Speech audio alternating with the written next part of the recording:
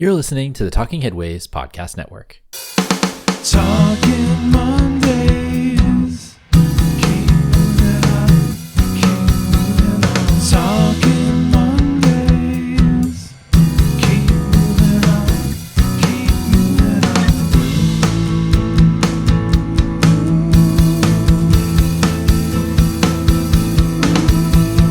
Talking Mondays. Keep moving on.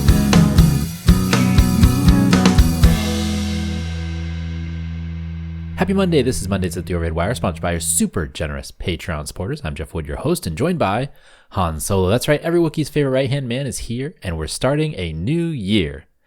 As we do when we're Han Solo, we go through some of the great Talking Headways episodes we have coming up, and then the ones that just passed. We released episodes with Sarah Bronin about her book, Key to the City, which was really great. Nice to meet a fellow Houstonian there. We also did an episode that we just released this last week with Joe Courtwright and Ben Ross about their Item and Dissent magazine on highway traffic modeling. That was really fun too, chatting with them, and we got some good responses to that one too. This week, I think we have CEO of OHM Advisors, John Kramer, coming to the show. I had actually not heard of OHM Advisors until I talked with John. And so it was nice to catch up with him and chat about what they're doing, but also just kind of some engineering stuff. It's actually a large company. It's not like big like Parsons or anything like that, but it's a pretty big company. And so it was interesting to talk with him about kind of strategies and how they compete with some of these larger engineering firms and stuff like that when it comes to transportation. Interesting stuff coming up. Bridget Marquis joined us. She'll talk about community outreach strategies. That was a fun conversation. We had a talk with Ren Yi at Impact in Philadelphia this year. He'll be on this week's Impact podcast and we'll be on Talking Headways in about a month. But that was a really fun conversation with him, talking about cognitive workload and thinking about the transit stationary experience. And then also we chatted with Michael Eliason this last Thursday, which was really great. We talked about his book as well. So that's coming up soon. Also, we've got a really cool episode planned towards the end of this month where we're recording it. It's not going to be out probably till February-ish, but we're recording it about Wales's 20 miles per hour speed limit and traffic safety too. So stay tuned for that one as well. Looking forward to recording that as well as sharing that with everybody. And I'm just starting to put together a schedule for the spring. So stay tuned on what's coming up next. I actually took a little bit of time off from scheduling because I think I was like 6 to 8 weeks ahead on schedules. And so whenever we were scheduling a podcast, I'd be like, well, or whenever we recorded one, I'd be like, well, it might be out in 2 months. So Sarah's actually, we recorded that just after the election, which is crazy. So it just came out at like right on the 1st of January. So 2nd of January. So that's kind of crazy to have people record a show and then have it not come out for like 2 months, basically. So it's really great to kind of settle down, calm down a little bit on the recording end and have a great holiday. But also I need to, kind of ramp back up again. I've got some good shows that I have planned. I've got some good suggestions from folks that have been emailing in as well. I really appreciate that. So we're going to go with that and see what we can do on the episode front about some really good ones coming up for everybody. Also, I'm hoping to get to you all a bonus Patreon episode with Austin Gibble, who we chatted with at Impact as well. And he was on the last episode before Christmas. It was really great to chat with Austin. And so we had a fun time. And so we recorded a little bit extra after the show for the Patreon supporters. So we'll have that up there soon as well. Also, thanks to everybody who for Christmas ordered the bus and bike scarves. I'm thinking about doing a new bike order for the bike only scarves. Those were really popular. People have been still asking for those, even though they got sold out. So I'm thinking about doing another one of those. And then I think I've mentioned previously that I want to do also a new scarf. Trains, I think, is the next destination. So I'll have to figure out. I'll fire up my Adobe Illustrator and see what we can come up with. But yeah, thanks to everybody who's been ordering those. It's been really great. Folks ordered them for students, for their friends, for themselves, and I've been seeing lots of pictures with them. I saw James Yamas in New York City with one on, with signs about congestion pricing. So that was fun too. Thanks, James. And so, yeah, it's just really great to see those out in the wild. And so if you have pictures, send me one. I'm at the Overhead Wire on most social media sites. Blue Sky is where we're at mostly now, but yeah, send them over and we'll social them. We can't say retweet anymore, but those things. So we are, like I said, we're out of the bike scarves, but if you like the bus scarf or you like the lightweight bike scarf, you can still order those as well. You can order those because it's still winter. It's still cold in a lot of places around the country. So get those and I'll send them right away. And as we always note, I want to thank everybody for supporting the show, whether that's on Patreon, patreon.com/theoredwire, of course, or buying books off the bookshop site. Folks have been ordering Kevin Kelly's Irreplaceable. That was the most recent one. You can also help support the show by going to the store, bookshop.org/shop/theoredwire, and ordering any book you want. So if you want a book, go to our store and then order the book through the store, and we'll get a little bit of that. So maybe $1 or so. Someone recently ordered Jerusalem Dempsey's book on the housing crisis in our shop, one that we haven't reviewed and we haven't chatted with Jerusalem about, but it's was available because somebody went to the shop. So thanks for that. Or, folks have been ordering Cars Are Cholesterol merch, including some t-shirts and stickers and things like that. We do that through TeePublic, bit.ly/Cars Are Cholesterol. And then also, we want to thank Richard Wozensky for designing that.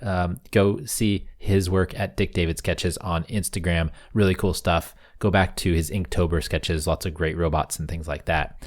And then we really suggest folks sign up for the newsletter, which we'll chat about in a little bit when we talk about the news. We start the news.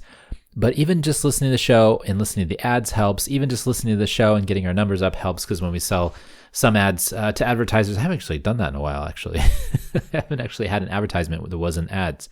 But sometimes we have some impact ads or some conference ads or things like that. I just haven't been doing it lately, but we have been really grateful to the folks on Patreon and everybody else who supports us, because that's what keeps us going, and I really appreciate that. And thanks for everybody for listening. It's the new year and we're ready to get started. I know it might be a tough year for some folks, but we're going to get going and we're going to share the news and what's going on and see what's happening. I know for some folks it was a tough start to 2025 with all the stuff that's happening in LA. We're not necessarily going to talk about that here, but maybe we'll talk about that in the future, because there'll be more articles coming out about that topic as we get into the next few weeks and as we get into the next Monday show coming up, hopefully in 2 weeks. You know me, I try to get them out every 2 weeks. Sometimes that's a struggle just because of the schedule and things like that, but we try. So this is episode 163 of the Monday Show. I can't believe it. We're already at 163 of the Monday Show. That's crazy. We are live and in session. And it's even more impressive is because we don't do this every week. We do this every other week or so, and we try to get it in when we can. But I'm hoping also this year to have more guests and stuff. As soon as we recently, my wife and I redid our basement, and we have this great space downstairs now where I can record some stuff, and I still haven't gotten it set up yet, which is frustrating. I'm here in my office, which is good, but also it's not quite the soundproofing. You might hear the bouncing or the echoing a little bit more than you did in my old office, which was upstairs in the living room. So when we when we record, it might be a little bit different sound. I don't know, maybe it's the same sound. Who knows? I'll listen to it through later on and see. But so far it's been pretty good. But then when we get that space set up, I'll hopefully have more live guests and people in the studio recording with us. So that'd be cool.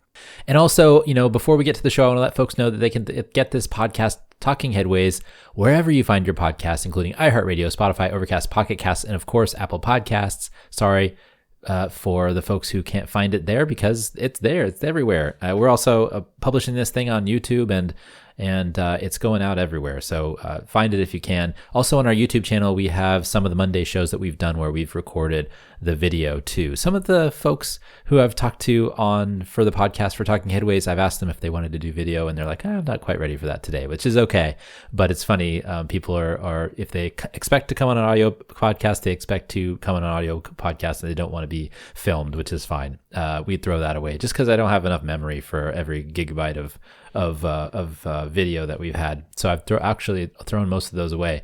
We had the audio, but it's funny to get people's reactions to that one. I'm like, hey, can we do this for YouTube? And they're like, nah, I don't know about today. So I'll keep asking and we'll see what happens. But yeah, so check out our YouTube channel. The Monday shows are definitely going to be on there then when they are with guests. Also, if you're so inclined, feel free to leave us a review on iTunes and go over there and leave us a review. We have some great reviews on there, but it also helps people find the show as well. Okay, so here's what you're here for. You're here for the news. Here are a few stories that piqued our interest from the newsletter in December and January. We're going back to December as well because, well, I didn't do a Monday show since I think December 3rd. So we've had a lot of news since then, and we've got a lot of articles that we shared in the newsletter. Again, if you want to join the newsletter, you can do so by going to theoverheadwire.com. Sign up for a free 2-week trial. All I need is your email address, nothing more, nothing less. And we'll start sending that to you, and you'll have access to the archive, which is every single article we've ever posted. In the newsletter, we've had over 100,000 posted since 2013. We've been sharing those and tagging them by topic and city. I have a new search thing in the website where you can look for those if you're signed up, if you are doing that 2-week trial, or if you're a member, which thank you also to the folks that subscribe to the newsletter. That's great. That's our main source of resources for this show and for me doing the work that I do, collecting news and information about cities and sharing them with everybody. So with that being said, let's dive in. Transit projects for 2025. Yonah Freemark released an annual update to his Transit Explorer program that shows all the fixed guideway transit projects planned, under construction, and completed in the United States. It's interesting to see all the projects that are moving forward. An international update is forthcoming. Actually, that international update came out today, which was really great. It showed a lot of Chinese subway systems taking off. I think they've done 800 kilometers this year of subways. But yeah, Yonah Freemark and the Transport Politic will try to reach out to Yonah and get that annual show going. I know that folks are excited for that every year. I always get a flurry of emails asking, when's Yonah coming on after this article comes out? So we'll try to get Yonah on the show and we'll do our predictions for next year and review the predictions from last year. Oh, I'm guessing those predictions are going to get messy. Rethinking U.S. housing construction. As cities in the U.S. struggle to build housing, they should take best practices from Vienna, Austria, and Paris, France. From Vienna, take how they flipped the entitlement and permitting process to reduce costs, and from Paris, take the pre-approved standard building plans that developers can choose from. This was by Gerhard Meyer and Lindsay Sturman in Common Edge.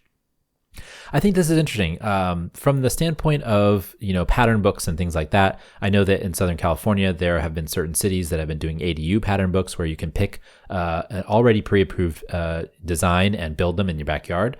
And so I think that might be an interesting way to go forward for a lot of cities. Say, hey, we have these vernacular architecture that's been approved through the design commission and cities and all that stuff. So if you take it and build this one, you are approved to go and build your housing. And I really like that idea that we can just kind of mass produce houses like we used to. You just ordered it up from the Sears catalog or wherever, and they came and you built it. And I just think that's really fascinating to think about us doing that on a larger scale. And the ideas from this specific article are really interesting from that perspective.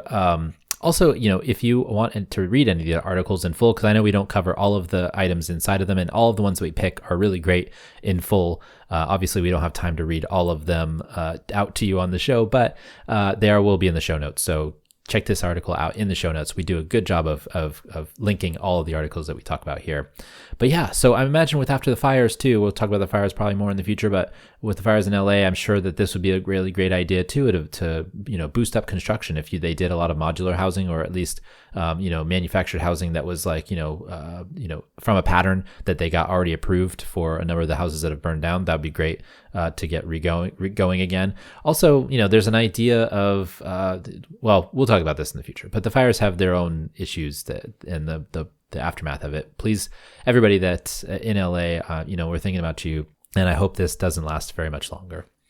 Property tax reform and local inequities. Property tax revolts are happening right now, but most people aren't noticing. The movement consists mostly of people upset about higher property values that are resulting in higher taxes, but it brings into question whether the system needs reform, and there could be a silver lining: the development of a more equitable funding mechanism that reduces inequality. So this is by David Schleicher in Slate.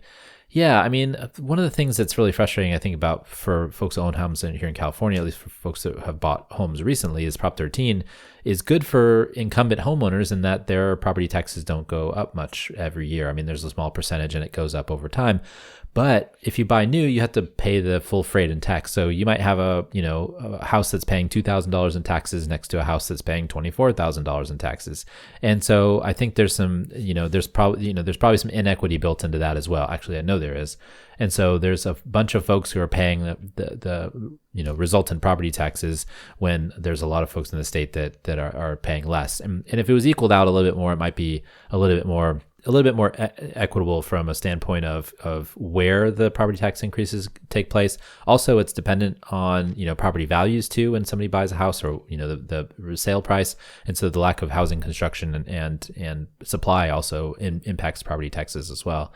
And I read somewhere today on I think it was on Blue Sky, where somebody's complaining about Texas. The property taxes they're really high, and I think they are. I think they're like 3% because there's no income tax in Texas. So if you go to Texas, I think here in California, it's like 1% of the property tax, and then you get your Prop 13 basis. But then if you go to Texas or other states, it's like 3%, and that's how they pay for everything. So it's really interesting to see how those differ from state to state, but how it impacts, how people live in certain parts of the city or in certain parts of the state. An intergenerational arrangement. Shannon Penner moved into intergenerational housing as an experiment and found the experience beneficial all around. In exchange for housing, she had to volunteer 30 hours a month by socializing and teaching exercise classes to older adults. The folks she lived with gained companionship and understanding, and she got access to affordable housing as she studied. This was by Shannon Penner in Maclean, Canada. Yeah, this is really interesting. So basically, she went and lived in an older adult's home with a bunch of other seniors, and they gave her reduced rent for hanging out. And that's a kind of an interesting idea, especially with the housing crisis. And some of these places need folks to run, exercise classes and things like that. But also, it's helpful to kind of mix and learn from folks that are a bit older. I know, when I used to go visit my grandmother over in East Bay every week, it was nice to go and hang out with her, every Wednesday and talk and chat and see what she was feeling and hear her stories and things like that, because it just is totally different time than when I'm living now, right? So she was born in 1913. She learned to drive on a Model T Ford, a Model A, actually. It was a Model A, not a Model T. And she told the story a number of times, and I'm repeating it incorrectly. But yeah, it's just really interesting to hear kind of the life that they lived and what was going on with her and just kind of sitting there and sharing stories about travels and things like that was really fun. And I think that, we would probably benefit from more people getting to have those experiences with older relatives or older folks that may not be related. Forever chemicals reaching tap water. Research is finding that PFAS, commonly known as forever chemicals and linked to cancer, are finding their way into the water supply through treated wastewater. Studies are showing that after treatment, chemicals are becoming more concentrated, and the sludge used as fertilizer for growing crops includes large amounts of PFAS as well, calling into question that practice. These findings emphasize that PFAS use must be cut down to reduce contamination. This was by Hiroko Tabuchi in the New York Times. This is really scary. And one of the things that I am worried about is the number of microplastics and PFAS, forever chemicals, that are in a lot of different things. Like, I think PFAS, one of the things they're in is like non-stick cookware, and so that comes out when you're using those types of things. I know that there's non-stick cookware now that doesn't use the PFAS, the forever chemicals, and so I think that's a little bit better. But a lot of folks have just decided just to go with stainless steel, which is a little harder to cook on sometimes, but it might actually be better for you in the long run. But yeah, all this stuff getting into the water, all these things that are getting into food, plants, it just kind of surrounds us and is very pervasive. The plastics, the microplastics, all that stuff. All the little things like there's my daughter has lots of things with glitter in it, and glitter tends to be everywhere. Glitter is kind of one of those microplastic things, and so it is frustrating to have those things all over the place. But also the idea that eating it and it having an effect of giving you cancer. I think a lot of research should be done on whether microplastics impact us, and there has been, but I think we're going to find out more in the future, and I think that might be frustrating. But now that it might be linked to our tap water, that might be scary as well. Why it's hard to quit driving. Commuters are creatures of habit, and changing transportation modes away from driving is a hard nut to crack. There are a number of biases that come into play, including sunk costs, underweighting long-term benefits, and favoring the status quo. But researchers have also found that major life change or event can create an opportunity to switch to new habits that may help people's wallets and the planet. This was by David Zipper in Slate. So this is one of the things that I found out over the many years that I've been doing the newsletter and research and things like that, is that when people change addresses, they are open to new experiences, whether that's using transit or other transportation modes or even a different route to work. And so one of the best ways to get people to change their habits and maybe change, what they've been doing is actually when they move, give them like a welcome packet from the transit agency or something. Figure out a way to, get them to, or an ambassador or something, go to their house and be like, hey, did you know that you can get downtown this way? I found that really, would be refreshing to have something like that happen if you move to a new place. For me, I lived in the same, basically the same block for the last 20 years. So it might be hard to get me, although I am already taking transit and walking and biking and all those things. But for folks that might move around a little bit, it might be actually a good way to induce them to maybe take a couple of trips by transit. It doesn't have to be all the trips, but maybe they can, figure out a new way of doing things, and then that gets locked in. So our behavior is not set in stone, but sometimes it feels like it can be, but it can be changed. Car headlights are getting brighter. With the introduction of LEDs, lights have gotten brighter, but none have been as noticeable as car headlights, which have gotten 10 times brighter over the last decade. This change, coupled with increases in driving discomfort for many, have brought an unusual band of opponents out to try and stop the blinding trend. This was by Nate Rogers in The Ringer. This is a really interesting article. I always say interesting. This was a really great article. I really enjoyed reading this one. It was a bunch of folks that are really against the kind of the change in LEDs and the amount of brightness that certain cars have gotten. I know that where my grandmother used to live in the East Bay, they don't have overhead lights. So if you ever drove over there, it's like really, really dark. And so people's lights would blind you constantly on certain roads. And so that was really frustrating, especially if it was these like newer LED lights. And so that was really, really annoying. And I can see where that would be annoying for everybody. I mean, people on bikes, people, pedestrians, things like that, but drivers as well. And so it's interesting to hear some drivers complaining about about other drivers not being safe because they're using these crazy lights. And some of it's just the high headlights, but some of it's the way they're aimed, some of it's the way they're designed. There's, they know the issues with this, but folks actually, they like to have, to be able to see in front of them, but also there's different ways to address it. That's not just, getting brighter and brighter and brighter and brighter. But it's a great piece. I hope folks had a chance to read this one. It was quite entertaining too. The opposition to the blinding headlights they're a cast of characters, I should say. The Great Abandonment. After the Cold War, Bulgarians left villages in droves to find work in cities, leaving behind homesteads and places that they farmed. Over 300 villages have been abandoned, and in their place, nature has taken over, giving us a look at what natural regeneration might look like after humans are gone. The consequences of abandonment can be unpredictable, but there are also opportunities for places impacted by climate change. This was by Tess McClure in The Guardian. So it was really cool. These Bulgarian villages, kind of people that had migrated away, and it shows what would happen if humans just kind of stopped living places, and they would get overgrown, and things would take over the grasslands and the vines and the trees and everything, and the houses would get reconsumed by the land. It's a really interesting thing to think about, and something that is real and not in some post-apocalyptic novel.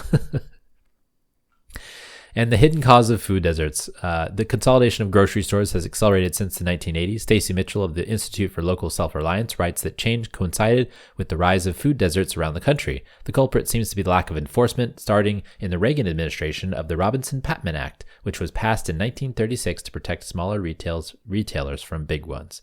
This was by Stacy Mitchell in The Atlantic. This is one of the ones where I want to have Stacy on the show, because I think this would be a really interesting subject to talk about and give us kind of matched with some of the Trucking Act stuff that happened in the 1980s as well, deregulation and whatnot, brought together. It actually is really interesting what the prognostication is for why food deserts proliferated. It was large lot grocery stores, big box grocery stores, large floor plate grocery stores have less incentive to build in more neighborhoods if people can drive to get to other places. And so the act, which basically protected small grocers from larger in purchasing power, made it so that the smaller grocers could compete. But now, without enforcement, I mean, the law is still in the books apparently, but without enforcement, it can't do that. And so now we see these large conglomerate grocery stores trying to emerge, which I think the Albertsons Safeway one, or one of the recent ones, got rejected.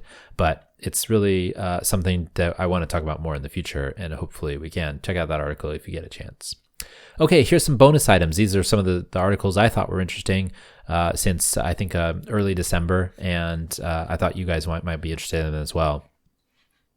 11 Boston area institutions are going on a virtual power purchase agreement in order to build 408 megawatts of renewable energy in Texas and North Dakota. By building clean energy outside of their areas, the buyers get back renewable energy credits and hope to offset energy use locally. This was in Smart Cities Dive. This is interesting. They're trying to get credits for renewable energy use, so they're building renewable energy in other states. And I find that really fascinating way to do things. 408 megawatts is a good amount of energy. And I wonder if other cities or regions or government entities are going to follow suit. In the next administration, it might be a little bit few and far between, but we'll see. The Inflation Reduction Act has a lot of tax credits and stuff in there, and there's a lot of carbon trading going on around the country and the world. So we might see more of this in the future. New research that includes a survey of over 2,000 U.S. residents in urban and suburban areas suggests that a certain threshold Greater level of car dependence makes people less happy and reduces life satisfaction. This was in Travel Behavior and Society, the journal. There's a number of articles on this one, especially I saw a piece in Streets blog as well. And it's really interesting to see that there's like actually a threshold at which, car dependence and being dependent on your car and living somewhere where you have to use your car for everything, it makes you less happy. I can see where that would be the case, where if you have to go out to the grocery store to get something all the time, or you have to get in to take people places. It can be really frustrating, especially if the distances and the times are far. I know living in this neighborhood in San Francisco, I can't imagine, having to get in a car all the time. And I know that would frustrate me. And, for me personally, the thing that bothers me the most is moving the car for street sweeping. But, being able to just walk down to the store or walk down to get something to eat or anything like that on the street, or walk to the playground or wherever, has been really beneficial, I feel like, for me. But it would really suck if you got to a certain point where you lived in this suburb where you had to drive everywhere. I've lived in a place where you had to drive a lot of places. You could bike some places, but you had to drive a lot of places. And it did get a little frustrating, especially if it took 15, 20 minutes to get even out of the subdivision into somewhere where you could actually go and run your errands or things like that. Philly's mayor has signed a law to make stopping in bike lanes by motor vehicles illegal. Violators face $125 fines in Center City and lower penalties elsewhere in Philadelphia. Advocates hope this creates safer streets for people to ride bikes. Philadelphia Inquirer. A study of 5,477 sets of twins examined by connection between daily exercise and walkable neighborhoods found that 1% increase in neighborhood walkability led to a 0.42 increase in walking. More neighborhood walkability also increased transit use 32%. This was in Men's Health and Research. In Washington, D.C., an income tax on people that earn over $250,000 a year has been a solution to the city's childcare crisis. The money helps pay childcare workers on the same level as teachers, and the extra money has created more stability in the system with less turnover and better care. And also, along those same lines, in New York City, a universal pre-K has been a big success and is one of the biggest achievements of the de Blasio administration. How they got it done could be a lesson for the future of other major policy initiatives. So I didn't even know this, but Bill de Blasio campaigned on this, and that was one of his first major things before I guess the city turned on him for a number of other things. But that's really interesting. And Washington, D.C.'s way of going forward with that too for childcare is really interesting too. I mean, that's one thing that I think that when you become a parent, you start understanding how much childcare actually matters to your quality of life, and be able to do things. And so I'm here right now today because I don't have a little one, trying to sit in my seat and steal my seat, which happens fairly often on the weekends. But I think that's really cool that they've figured out ways to make it easier for folks to get childcare during the days. And, and I didn't realize that de Blasio had done this thing that has been really popular, but also DC's is really interesting too. Dozens of Miami condo buildings are sinking at faster than expected rates. 25 buildings have sunk by 3 inches between 2016 and 23. Most of the sinking is buildings that are directly along the coast, and researchers wonder if climate change is eroding the limestone underneath at a much faster rate than anticipated. This was in the Miami Herald.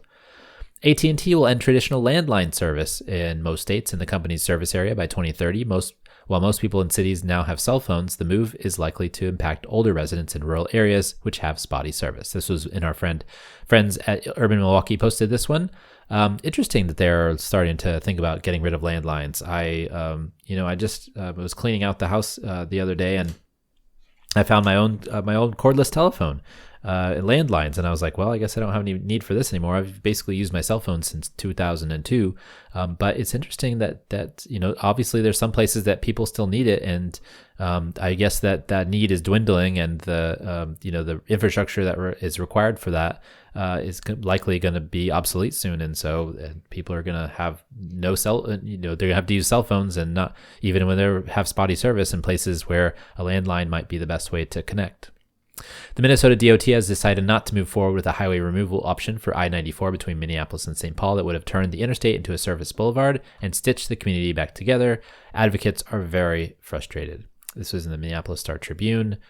The amount of land used for growing corn to create ethanol could and should be freed up for other more productive crops that provide human sustenance. The amount of energy that is produced on corn and those 30 million acres could be produced by solar panels on just 200,000 acres. This was a really interesting thought piece. So the 30 million acres that are used to produce corn that put ethanol into the gasoline to make it burn cleaner could be replaced by solar panels on just 200,000 acres and produce the same amount of energy. I think the article in Need to Know, the author said corn is a really bad solar panel, and he used a different term for bad. But it was really funny to hear that little bit of comedy in there. But yeah, so basically you could replace so much ethanol production with actual better crops that people can eat versus corn, which actually goes into fuels. And so if you want energy, then take it from the sun directly rather than from the sun growing the corn and then the corn being, burned up and put into gas tanks. It seems like so much more efficient, right? NACTO has released their third edition of the Urban Bikeway Design Guide. The guide has more detailed technical guidance and updates practices based on a decade of knowledge implementing bike infrastructure on streets in North America. That was in NACTO. And finally, for this week, Raleigh has hit another snag in its search to find a contractor to build a bus rapid transit line. With road builders across the state busy with hurricane repairs, there is hope that breaking up the contract into 4 different parts for the third set of bids gets it done. This was in the News and Observer. So basically, they're going to do a third bid. The first bid, they didn't get any bidders. The second bid, they got one bid that was way over the bids, but they split it up into 2 bids. But now they're going to split it up into 4 bids. So they're going to have certain sections done separately so that they can actually get this bus rapid transit line built. It's pretty crazy that they can't find anybody, but I guess there's a lot of reconstruction based on what happened to the hurricane and all the washed out bridges and stuff in North Carolina. So that's probably part of the problem. But, I think, we need to figure out how to build capacity for building some of these transit network transit expansions that are necessary. So bus rapid transit, and it's not even like that different than building a road, right? It's just a couple of stations and some road repaving, I imagine, painting the road red in places. And so that's not that much different. It's not like building a light rail line or something and constructing it. So I find that really fascinating that they're having a tough time with that. Well, this week and every week, I want to thank our generous Patreon supporters. You guys are awesome and keep the show going by listening and supporting each month. This show and Talking Headways really wouldn't be here without it, so thank you very much. And you can support the show by going to patreon.com/theoverheadwire. We've had people sign up each month during the pandemic, so we're super appreciative of that. $2 a month will get you some stickers and a handwritten note, and $10 a month will get you one of our bus-only scarves. And since we don't have the bike-only scarves, if you sign up for the $10 a month, I'm going to send you a bus-only scarf. Unless you request a bike-only lightweight one, but we've got those bus scarves and people have been wanting those as well. Also, I want to mention that we did produce an audiobook version of Raymond Unwin's 1909 classic Town Planning and Practice. If you want to get your hands on one, go to raymondunwin.com. Okay. Listener questions and comments. If you have any comments or questions, feel free to email us at theoverheadwire@gmail.com. We had a flurry of comments and questions before the break, and I had some really great emails from folks that didn't want to be read out on the show, so thank you for that. Thanks for everybody who has been reaching out and listening and actually using this podcast, and I've heard this before, but using this podcast to learn English. That's great to hear from you all, everybody around the world as well, for the lessons. Hopefully I'm speaking correctly. I know that I use a lot of uhs there too. Hopefully I edited a couple of those out, but that's probably not something you want to replicate. But if you have any questions, shoot them over to me, theoverheadwire@gmail.com. And finally, Puppies and Butterflies is the part of the show where we talk about something fun, interesting, or maybe just didn't fit in other sections. And this is often where I fill my Star Wars talking needs. I can't believe tomorrow is the last episode of Skeleton Crew. Last time I was chatting with everybody, it was not even started yet. So now it's almost the last episode. There have been 8 episodes, and it's really fun. It's a really fun Star Wars story. I think it's for everybody. If you're not really into the lore, if you feel like you need to be with the continuity, you don't need that to be watching the show. It's just a fun romp through space. And there's lots of animals and creatures and stuff and cool things, but really the lessons of the kids, the real lessons for the kids and from the kids, really is interesting. Also, the space suburbs. It's funny that the planet that they're on. Well, I won't give anything away, but it's funny that the space suburbs are kind of like a little bit wrinkle in timey, lost in timey, kind of artifact of history and being hidden away. I wonder if they got some of that from A Wrinkle in Time, Madeline Ellengold's book that has been a couple times put into movies, but I don't know if it's ever actually replicated the ideas that were in the book in my head, anyways, from after I read that. But yeah, go check out Skeleton Crew if you get a chance. It's on Disney Plus. Also, I've been trying to just kind of watch some sports when I can, and a bummer that the Longhorns got kicked out of the national championship run, but there's always next year, of course. You can find me on social media at The Overhead Wire, whatever social media you use. I'm on all kinds of stuff. I'm on Instagram and Threads and LinkedIn and Mastodon, and right now we're using Blue Sky a lot, so go check us out over there. I'm on YouTube. I am writing some of the intros for the newsletter come out on Substack as well. So if that's your jam, I know everybody's kind of thrown across the social media internet universe like stardust, and so I'm trying to reach out to everybody where they are, and I'm trying as hard as I can. It's hard because social media takes a lot of energy, and so even just one, when we're on Twitter, and we're still on Twitter, we post the daily news, but I don't engage on there really that much. I go through and look for some news maybe sometimes, but there's still a lot of news on there, but I just don't feel like engaging. And also most of the people that I really enjoyed following went over to Blue Sky anyway, so go check that out if you get a chance. So thanks for joining us at Mondays at the Red Wire. Thanks to our generous patrons for supporting this week's podcast. Hopefully we'll see you in a few weeks. Talk